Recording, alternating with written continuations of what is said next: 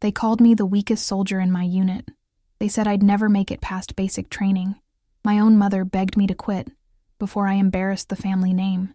But none of them knew what I was really training for in those classified night sessions. None of them knew about the secret mission that would change everything. And when that 4-star general walked into my mother's birthday party and saluted me in front of everyone, well, that's when their laughter finally stopped. I should have known something was different when I woke up that morning. The desert air in Fort Bragg felt heavier than usual, like it was carrying secrets I wasn't ready to hear. But I was just Private Sarah Chen then, bottom of my class, the girl everyone whispered about behind her back. "Chen, you're holding everyone back again." Sergeant Rodriguez's voice cut through the North Carolina heat like a blade. I was on my knees in the sand, my rifle disassembled in front of me, sweat dripping onto the metal parts. Around me, my squad mates had finished the drill minutes ago. They stood in perfect formation, watching me struggle with barely concealed disgust. "Maybe you should consider a desk job, Chen," Rodriguez continued, his words echoing across the training ground. "The Army needs typists, too." The laughter that followed felt like needles under my skin. 22 years old, and I'd never felt so small. My hands trembled as I tried to reassemble my weapon, the familiar click of metal on metal sounding like mockery in my ears. But what hurt more than their laughter was the text message I'd received that morning from my mother. "Sarah, please come home. This military fantasy has gone on long enough. You're embarrassing yourself and our family. Dad and I are worried sick." My mother, Dr. Linda Chen, had never understood my choice to enlist. While my older brother David was finishing his residency at Johns Hopkins and my sister Amy was climbing the corporate ladder at Goldman Sachs, I was crawling through mud and failing basic rifle assembly. "Time's up, Chen," Rodriguez barked. "Everyone else dismissed. Chen, you stay. We need to talk." The other soldiers filed past me, some shaking their heads, others whispering just loud enough for me to hear. "She'll be out by Christmas. Why does she even try?" My grandmother could disassemble a rifle faster. When we were alone, Rodriguez crouched down beside me. His voice softened slightly, but his words cut deeper than any drill sergeant's shout. "Look, kid, I've been doing this for 20 years. I can spot the ones who won't make it a mile away. You're trying hard, I'll give you that, but trying isn't enough. Maybe it's time to consider other options." I stared at the sand between my fingers. "I won't quit, Sergeant." "It's not about quitting. It's about being realistic. You're holding back the entire unit. Your shooting scores are the lowest I've ever seen. Your physical fitness barely meets minimum standards. And your tactical knowledge—" He shook his head. "Sarah, there's no shame in admitting this isn't for you." That night, alone in my barracks bunk, I called my mother. The conversation that followed would haunt me for months. "Sweetheart, I got your message," she said, her voice gentle but firm. "Rodriguez called me today." My stomach dropped. "He called you?" "He's concerned about you. We all are. You've been there 6 months, and you're still struggling with basic training. Your father and I think it's time to come home." I could hear the disappointment in her voice, carefully masked by parental concern.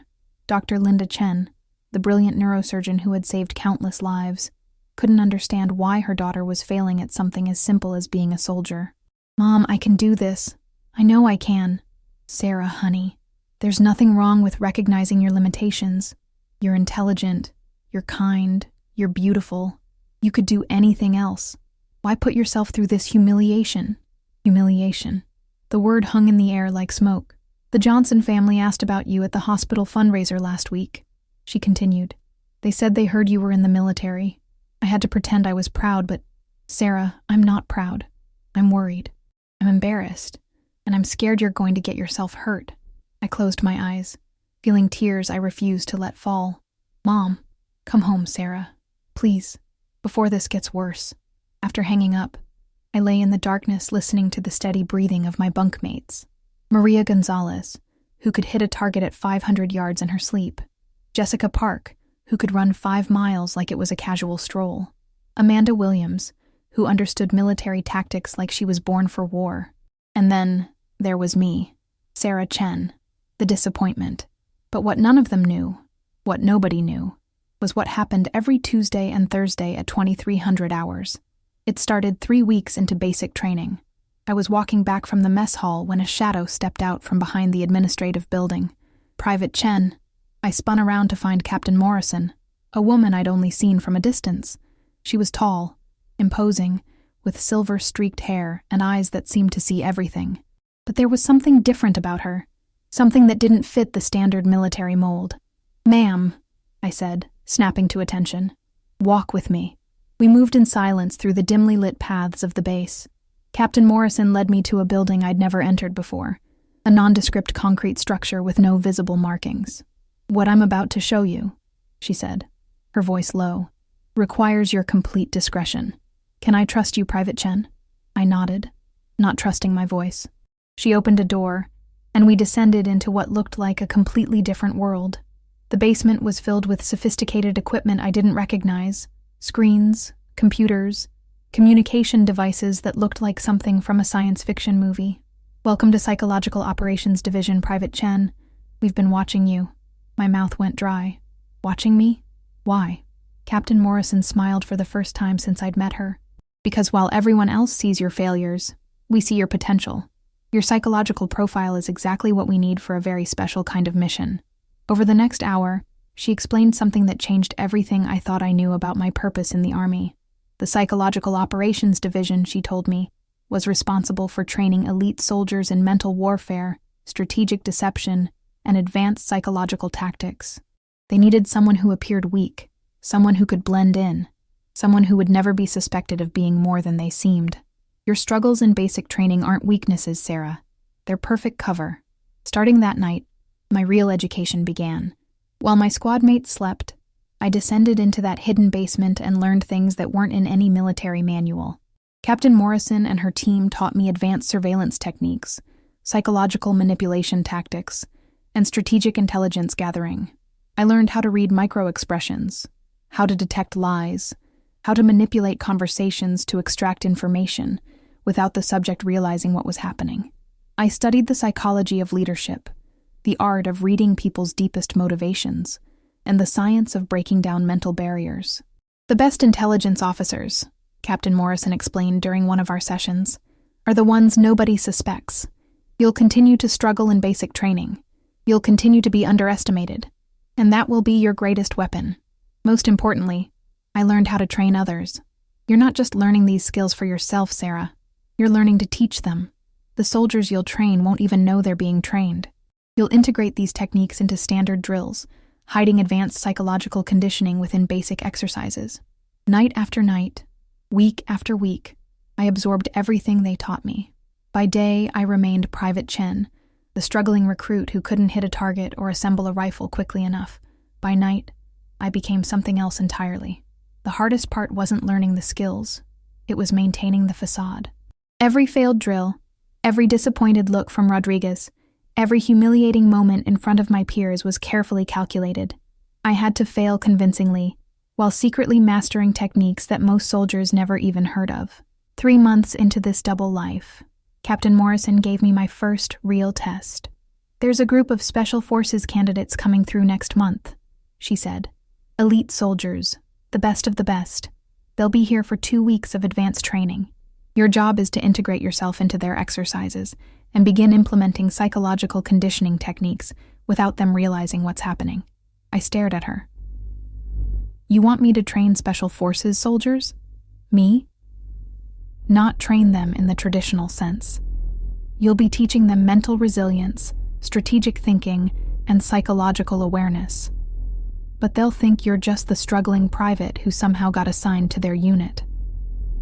The irony was almost too much to bear. While my own squad mates mocked my abilities, I would be secretly training some of the most elite soldiers in the military. When Alpha Squad arrived, I understood immediately why they were considered Special Forces material. There was Marcus Rivera, a former Marine with arms like tree trunks and a reputation for never backing down. Jessica Stone, an Army Ranger who could navigate any terrain in complete darkness. David Kim, a demolitions expert who spoke 4 languages and had an IQ that reportedly hit genius level. And leading them was Staff Sergeant Michael Hayes, a decorated veteran with more commendations than I could count. On their first day, Rodriguez pulled me aside. "Chen, I'm assigning you to Alpha Squad for their training rotation. Don't ask me why. Orders from above. Try not to embarrass us more than usual." As I joined their formation, I could feel their incredulous stares. "Seriously?" Rivera muttered to Stone. "They're giving us dead weight?" Hayes studied me with the calculating gaze of someone assessing a potential threat or liability. "Private Chen, what's your specialty?" I kept my voice steady, playing my role perfectly. "I don't really have one yet, Sergeant. I'm still working on basic skills." The look that passed between them spoke volumes. They were wondering what kind of bureaucratic mistake had assigned the base's most notorious underachiever to train with elite soldiers. But Captain Morrison had prepared me for this moment. Over the next 2 weeks, I would implement psychological conditioning techniques disguised as basic exercises, building their mental resilience while appearing to learn from them. The first technique was something called failure integration therapy. During our morning runs, I would deliberately fall behind, forcing them to make decisions about leaving me or helping me. Each choice revealed something about their psychological makeup, and I would adjust their subsequent training based on what I observed. When Rivera chose to circle back and pace himself with me, I knew he had protective instincts that could be leveraged. When Stone maintained her lead pace but called out encouragement, I identified her as a natural leader who motivated through inspiration rather than direct intervention. "Come on, Chen," she would shout. "You've got this." What she didn't know was that her encouragement was being carefully analyzed, and that I was quietly implementing techniques to strengthen her own psychological resilience during our tactical exercises. During weapons training, I continued my facade of incompetence while secretly observing their stress responses under pressure. When Kim became frustrated with a malfunctioning communications device, I used a technique called strategic questioning to help him work through the problem while making it seem like random curiosity. "What happens if that connection doesn't work?" I asked innocently. The question forced him to think through backup plans he hadn't considered, strengthening his problem-solving pathways. To him, it looked like a naive question from an inexperienced soldier. In reality, it was advanced psychological training. Hayes was the most challenging to work with. His experience made him naturally suspicious of anything that seemed out of place, but that also made him the most important to reach. During one of our tactical exercises, I implemented what Captain Morrison called vulnerability mirroring. By openly expressing fears and uncertainties that matched his own hidden concerns, I created a psychological safe space where he could process his own stress responses. "Sergeant," I said during a particularly intense urban warfare simulation, "how do you handle it when you're not sure if you're making the right call?" The question hit something deep. Hayes paused, his hard exterior softening slightly. "You trust your training, Private, and you trust your team, but you never stop questioning yourself. The moment you become overconfident is the moment people die." What followed was a 20-minute conversation about leadership psychology, decision-making under pressure, and managing responsibility for others' lives. To anyone watching, it looked like a seasoned sergeant mentoring a struggling private. In reality, I was providing advanced psychological counseling using techniques that therapists spent years learning. By the end of their first week, something remarkable was happening. Alpha Squad's performance metrics were improving beyond their already impressive baseline. Their stress resilience scores were off the charts. Their team cohesion was measuring at levels typically seen only in units that had been together for years, and they had no idea why. On their last day at Fort Bragg, Alpha Squad was scheduled for their final evaluation, a comprehensive test that would determine their readiness for deployment to one of the most dangerous regions in the Middle East. The exercise was designed to be nearly impossible. They would face scenarios that pushed every skill they possessed to its limit, with failure meaning the end of their special forces track. What they didn't know was that every psychological technique I'd implemented over the past 2 weeks had been building toward this moment. The test began at 500 hours in a mock urban environment, designed to simulate the most challenging aspects of modern warfare. They had 6 hours to complete a series of objectives, while facing simulated enemy fire, equipment failures, civilian complications, and leadership challenges. I watched from the observation room as they moved through the course. Every decision they made reflected the psychological conditioning I'd carefully implemented. When Rivera faced a choice between personal safety and team welfare, he chose the team without hesitation, exactly as the protective instinct training had prepared him to do. When Stone encountered a leadership challenge that would have paralyzed most soldiers, she adapted with the psychological flexibility I'd helped her develop. Kim solved technical problems with a creativity enhanced by the strategic questioning techniques we'd practiced, and Hayes led them all with a confidence balanced by thoughtful self-reflection, exactly as our vulnerability mirroring sessions had intended. They completed the exercise in 4 hours and 37 minutes, a base record. But the real test came afterward, when General Patricia Hawkins arrived for their debrief. General Hawkins was a legend, the first woman to achieve 4-star rank in the Army, a strategic genius who had planned some of the most successful military operations of the past decade. She was also Captain Morrison's superior, and one of the few people who knew about the Psychological Operations Division. "Alpha Squad," she said, reviewing their performance metrics. "Your results are unprecedented. I've never seen psychological resilience scores this high from a unit that's only been together for 2 weeks. Who was responsible for your psychological conditioning?" The question hung in the air like a loaded weapon. Hayes stepped forward. "Ma'am, we had excellent leadership from our training sergeants, but I'm not sure what you mean by psychological conditioning." General Hawkins studied them with the sharp gaze of someone who missed nothing.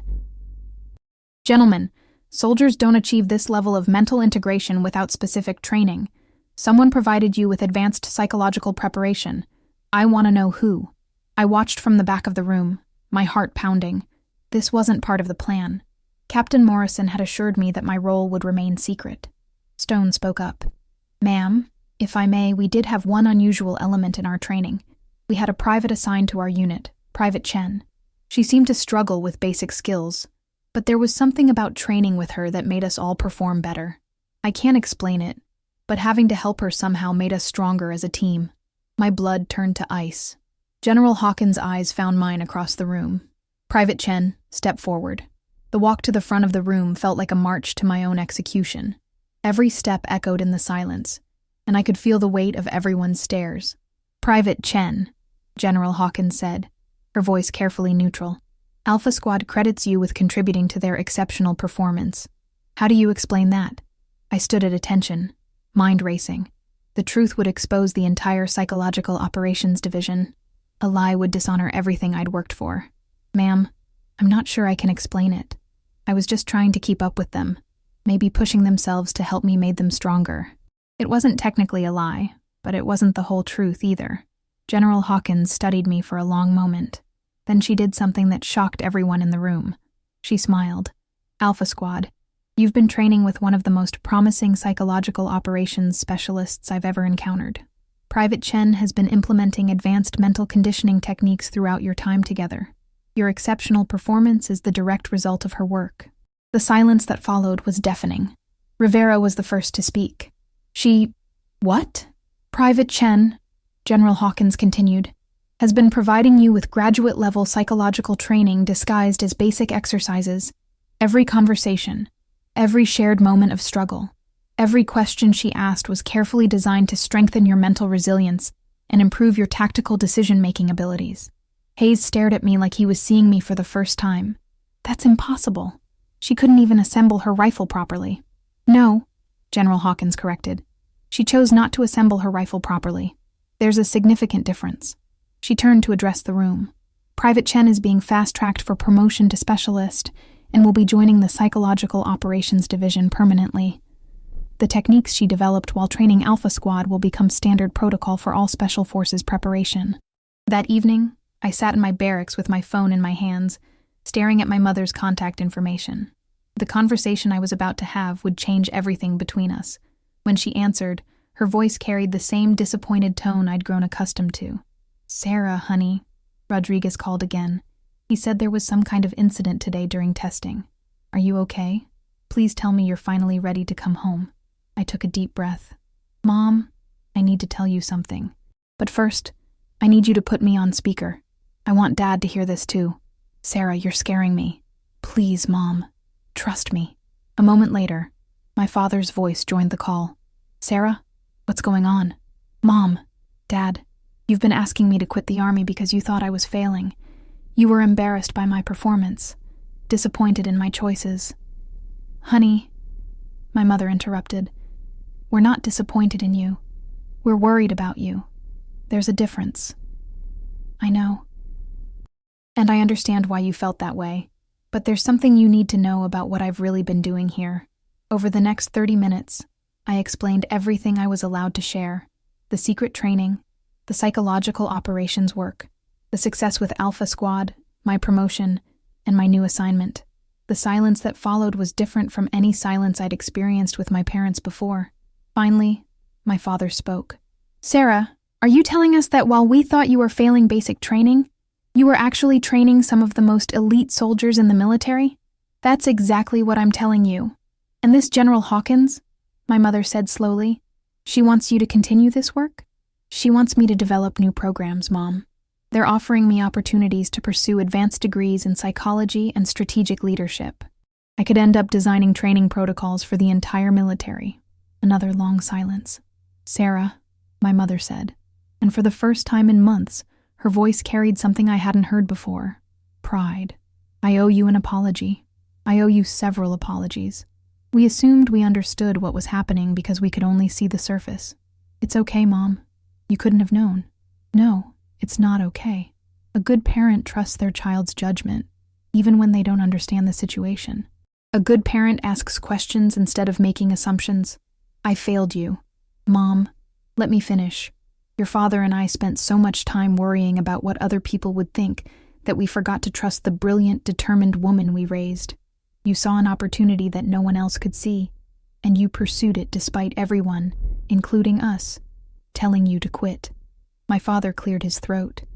"Sarah, I want you to know that your mother and I are going to spend some time thinking about how we reacted to your choices. We're proud of you. We're sorry we didn't trust you. And we want you to know that whatever you decide to do next, you have our complete support." As I ended the call, I realized that the most important victory wasn't Alpha Squad's exceptional performance, or my promotion, or even General Hawkins's recognition. The most important victory was finally being seen for who I really was. 6 months later, my mother's 50th birthday party was everything she'd dreamed of: elegant, sophisticated, filled with her colleagues from the hospital and friends from the country club. The same people who had whispered about her daughter's military phase were now gathered in our family's beautifully decorated backyard, celebrating under strings of lights and perfectly arranged flowers. I wore my dress uniform, the specialist rank clearly visible on my sleeves. But more importantly, I wore the confidence that came from finally knowing my own worth. The party was in full swing when I noticed a familiar figure approaching through the crowd. Staff Sergeant Hayes, now Lieutenant Hayes after his own promotion, walked across the lawn with the same commanding presence I remembered from our training. But he wasn't alone. Behind him walked General Patricia Hawkins, in full dress uniform, her 4 stars catching the light from the party decorations. The conversations around us began to fade as people noticed the high-ranking military officers walking purposefully toward our family. My mother, who had been talking to her hospital colleagues, turned to see what was causing the sudden hush. Her eyes widened as she took in the sight of a 4-star general approaching her daughter. General Hawkins stopped directly in front of me and came to attention. "Specialist Chen," she said, her voice carrying clearly across the suddenly silent backyard. I came to attention as well. "General Hawkins. Specialist Chen, I want to thank you personally for the exceptional work you've done with our psychological operations program. The techniques you developed while training Alpha Squad have been implemented across all Special Forces training, and the results have exceeded our highest expectations." The silence around us was absolute. Every guest at the party was listening to every word. "Furthermore," General Hawkins continued, "I want you to know that Lieutenant Hayes and his squad have requested you specifically for their next deployment. They credit their recent mission success entirely to the mental resilience training you provided." Hayes stepped forward. "Ma'am, if I may. Specialist Chen, you taught us more in 2 weeks than most soldiers learn in years. You made us better soldiers, better leaders, and better men. It was an honor to train with you." Then, in front of my mother's entire birthday party, both officers saluted me. I returned their salutes, feeling the weight of every eye in the backyard. As the officers relaxed their formal postures, General Hawkins turned to my parents. "Mr. and Mrs. Chen, you should know that your daughter is one of the most gifted military psychologists I've encountered in my 30-year career. The Army has offered her a full scholarship to pursue her doctorate in military psychology, with the understanding that she'll return to develop advanced training programs for our most elite units." My mother, the brilliant neurosurgeon who had spent her career saving lives, looked at me with an expression I'd never seen before. It was pure, unbridled pride, mixed with amazement and just a touch of awe. "Thank you, General," she managed. "We're very proud of Sarah." "As you should be," General Hawkins replied. "Ma'am, your daughter didn't just train those soldiers. She revolutionized how we think about mental preparation for combat. Her work is already saving lives in the field." As the general and lieutenant made their way back through the party, accepting my mother's invitation to stay for cake, the conversations that resumed around us had a very different tone. "Did you know Sarah was doing that kind of work?" A 4-star general came to her mother's birthday party. She trained Special Forces soldiers while she was still a private. The Chen family has always been exceptional. But this... My mother found me by the dessert table 20 minutes later. "Sarah," she said quietly, "I need to ask you something." "What's that, Mom?" "All those months when I was asking you to quit, when I was worried about you embarrassing the family, did you ever doubt yourself? Did you ever consider actually coming home?" I thought about the question seriously. "Yes, there were nights when I wondered if you were right, if I was just fooling myself about having any value as a soldier." "What changed your mind?" "I realized that your opinion of me mattered, but my opinion of myself mattered more, and I knew that the work I was doing was important, even if I couldn't prove it to you at the time." My mother nodded slowly. "That's the difference between us, isn't it? I needed external validation to believe in your success. You believed in yourself even when no one else did. Mom, you raised me to be independent and confident. You taught me to think for myself.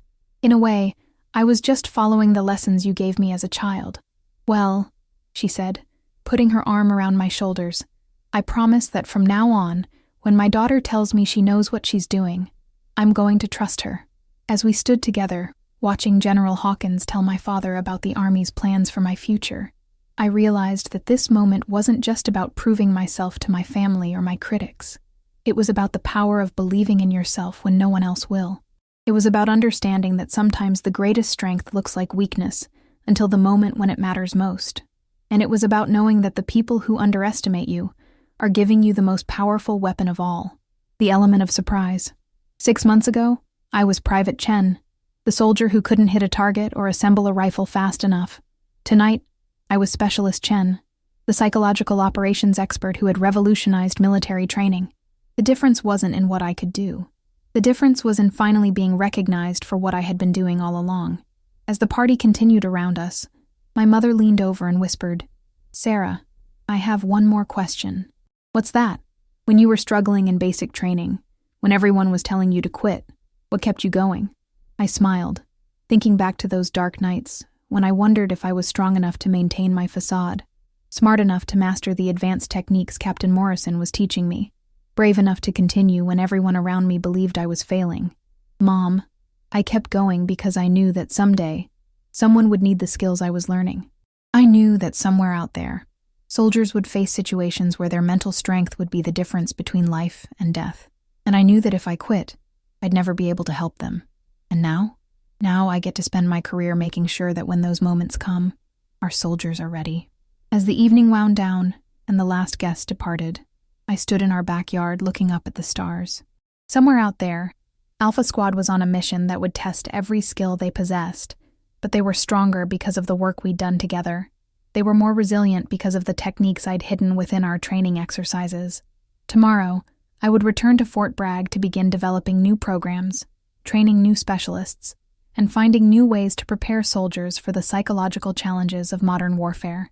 But tonight, for the first time in my life, I was exactly where I belonged, standing in my family's backyard, wearing my uniform with pride, knowing that my mother was finally proud of the soldier she had raised.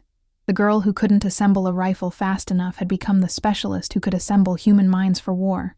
And that transformation hadn't happened despite my struggles. It had happened because of them.